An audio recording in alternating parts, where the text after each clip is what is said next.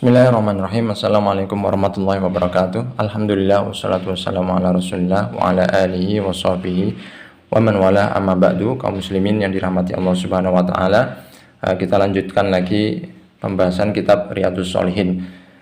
Kali ini kita membahas sebuah hadis yang bercerita tentang dua sahabat Nabi yang bernama Abu Talha dan Ummu Sulaim.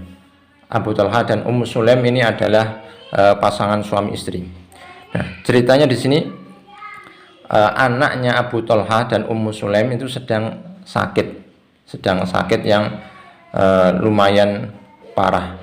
Sementara Abu Talha ini harus bepergian untuk melakukan suatu keperluan. Jadi ada keperluan yang menuntut Abu Talha ini untuk pergi meninggalkan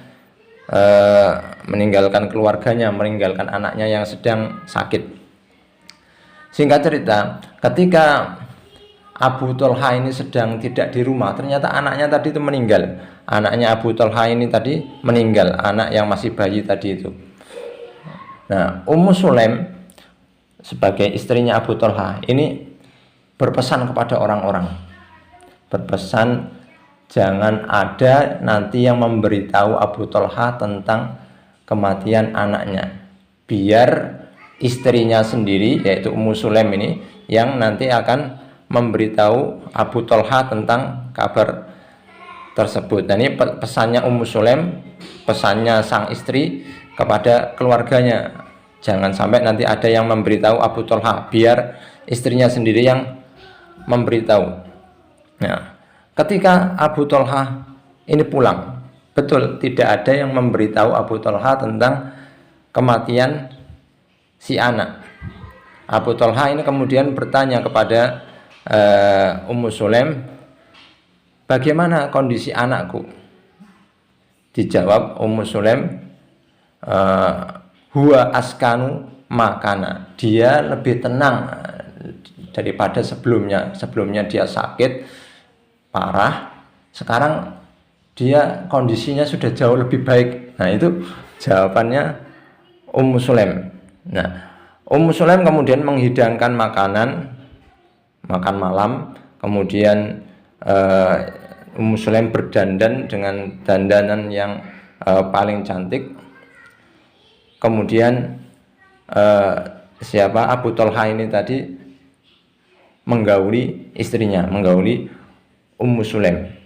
Nah, ini suatu hal yang luar biasa, bagaimana seorang ibu yang ditinggal mati oleh anak kandungnya ini meninggal, ternyata masih bisa berpikir semacam itu, bisa berpikir dengan sangat tenang, seperti tidak ada apapun yang terjadi, seperti tidak ada masalah apa-apa, masih bisa berdandan dan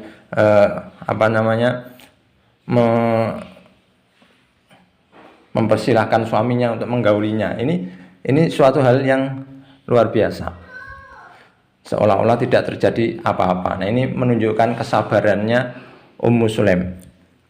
Kemudian ketika sudah selesai makan, sudah selesai menggauli istrinya, ini barulah sang istri ini yaitu Ummu Sulaim itu berkata bahwa anaknya ini sudah dikubur.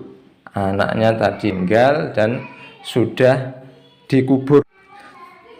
Tentu saja ini membuat sang suami yaitu Abu Talha ini marah, tetapi ya bingung juga. Ini seperti dia merasa seolah-olah istrinya itu sedang mempermainkannya. Ini anaknya meninggal nggak langsung diberitahu, tetapi malah seperti itu. Kemudian besoknya Abu Talha ini segera menghadap Nabi Shallallahu Alaihi Wasallam, ingin melaporkan kelakuan istrinya itu. Dan Nabi Shallallahu Alaihi Wasallam sendiri tidak berkomentar apa-apa, tidak menyalahkan Ummu Sulaim, tidak juga membenarkan. Akan tetapi justru Nabi Shallallahu Alaihi Wasallam berdoa, semoga Allah Subhanahu wa Ta'ala memberkahi malam kalian. Maksudnya semoga apa yang kalian lakukan tadi malam itu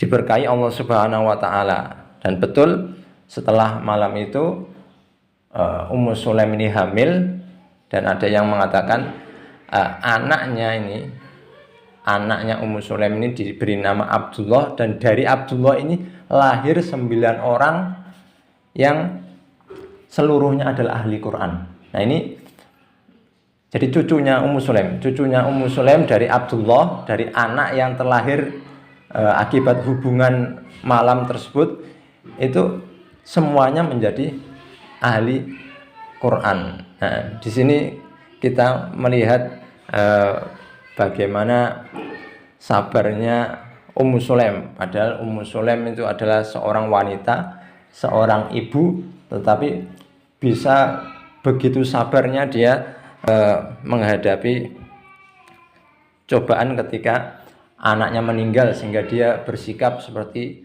tidak terjadi